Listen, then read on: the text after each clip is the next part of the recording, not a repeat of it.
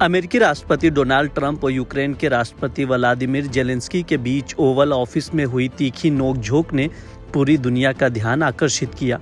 इस बैठक के दौरान ट्रंप ने जेलेंस्की पर तीखा रुख अपनाते हुए आरोप लगाया कि उनकी कार्रवाइयों ने लाखों लोगों की जान को खतरे में डाल दिया है और उनके फैसले से तीसरे विश्व युद्ध का खतरा पैदा हो सकता है। ट्रंप की ये टिप्पणी इस बात को लेकर थी कि जेलेंस्की के नेतृत्व में यूक्रेन की कार्रवाई ने वैश्विक सुरक्षा पर गंभीर असर डाला है।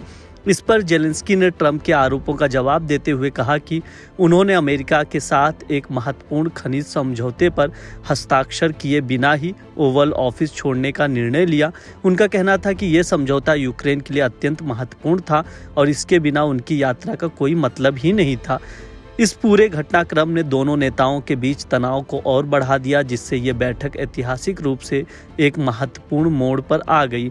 बैठक के बाद जेलेंस्की ने अपने सोशल मीडिया अकाउंट पर एक पोस्ट साझा किया जिसमें उन्होंने ट्रंप के रुख को स्पष्ट किया। उन्होंने लिखा, राष्ट्रपति ट्रंप का समर्थन हमारे लिए महत्वपूर्ण है, लेकिन हम यूक्रेन में युद्ध के हालात से गुजर रहे हैं और ये हमारे अस्तित्व की लड़ाई है।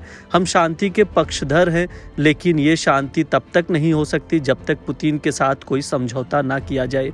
जेलेंस्की ने आगे कहा कि पिछले 10 वर्षों में पुतिन ने 25 बार युद्ध विराम का उल्लंघन किया है, इसलिए हम पुतिन के साथ कोई युद्ध विराम नहीं करेंगे। असली शांति ही एकमात्र समाधान है। जेलेंस्की का ये बयान देते हुए स्पष्ट किया गया कि यूक्रेन के लिए वास्तविक शांति तभी संभव है जब रूस की आक्रामकता को पूरी तरह से समाप्त किया जाए। जेलेंस्की ने कहा कि मैं रूस को लेकर यूक्रेन की रणनीति में बदलाव नहीं कर सकता। रूस हमारे दुश्मन हैं, वो हमें मार रहे हैं और यही वास्तविकता है जिसका हम सामना कर रहे हैं। यूक्रेन शांति चाहता है, लेकिन ये न्याय संगत और स्थायी शांति होनी चाहिए। इसके लिए हमें बातचीत की मेज पर मजबूत होने की ज़रूरत है। शांति तभी आ सकती है जब हमारे पास सुरक्षा की गारंटी होगी, जब हमारी सेना मजबूत होगी और हमारे साथी मजबूत होंगे। जेलेंस्की ने यह भी कहा कि अमेरिका समर्थन के बिना ये मुश्किल होगा, लेकिन हम अपनी इच्छा, अपनी स्वतंत्रता या अपने लोगों को नहीं खो सकते। हमने देखा है कि कैसे रूसी हमारे घरों में आए और कई लोगों को मार डाला।